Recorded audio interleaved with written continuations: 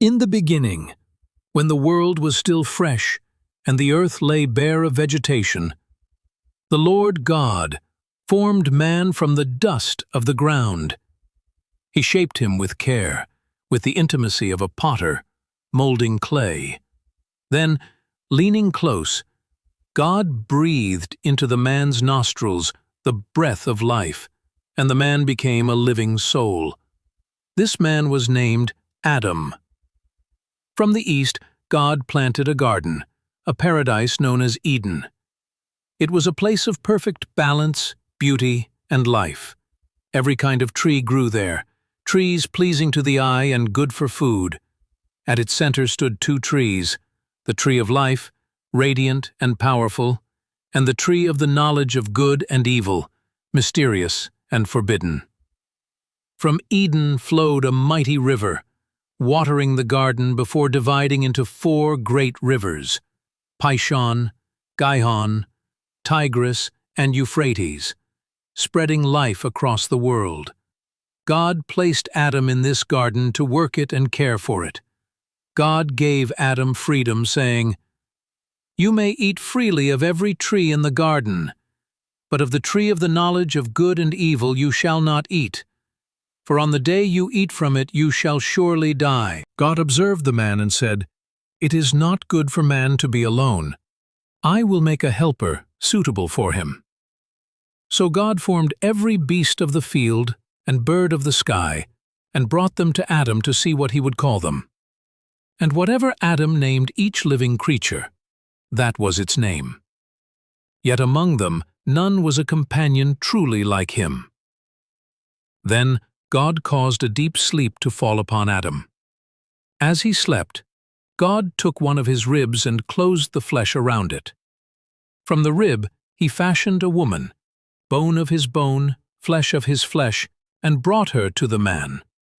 Adam exclaimed, "This at last is bone of my bones, and flesh of my flesh. She shall be called woman, for she was taken out of man." They lived together, naked and unashamed, in harmony and innocence. But the serpent, more cunning than any other creature God had made, watched from the shadows of the garden. One day it spoke to the woman, "Did God really say you must not eat from any tree in the garden?" She replied, "We may eat from any tree except the one in the center, the tree of the knowledge of good and evil. God said we must not eat it or even touch it, or we will die." "You will not surely die," the serpent said with a hiss. "God knows that when you eat it, your eyes will be opened, and you will be like God, knowing good and evil." The woman looked at the fruit. It was beautiful, ripe, and enticing. She reached out, took it, and ate. Then she gave some to her husband, and he ate as well. Suddenly their eyes were opened. They realized they were naked. Shame rushed in like a cold wind. They sewed fig leaves together and covered themselves. In the cool of the evening, the sound of the Lord God walking through the garden filled the air. Terrified, Adam and the woman hid among the trees. "Where are you?" God called. "I heard you in the garden, and I was afraid because I was naked, so I hid," Adam replied. "Who told you that you were naked?" God asked. "Have you eaten from the tree I commanded you not to eat?" Adam said, "The woman you gave me. She gave me the fruit, and I ate." The woman said, "The serpent deceived me, and I ate." Then God pronounced judgment. To the serpent he said, "Cursed are you above all animals. You shall crawl on your belly and eat dust all the days of your life.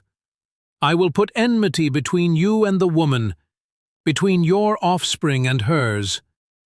He will crush your head, and you will strike his heel."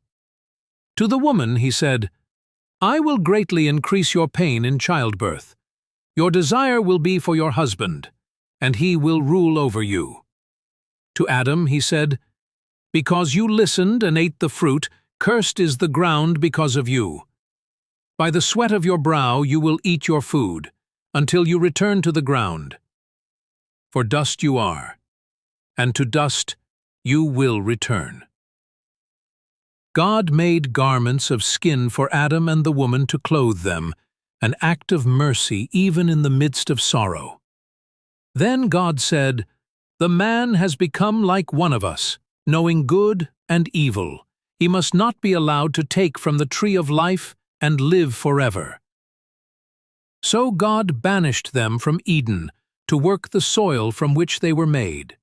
At the entrance to the garden, he placed cherubim and a flaming sword, turning every direction to guard the way to the tree of life.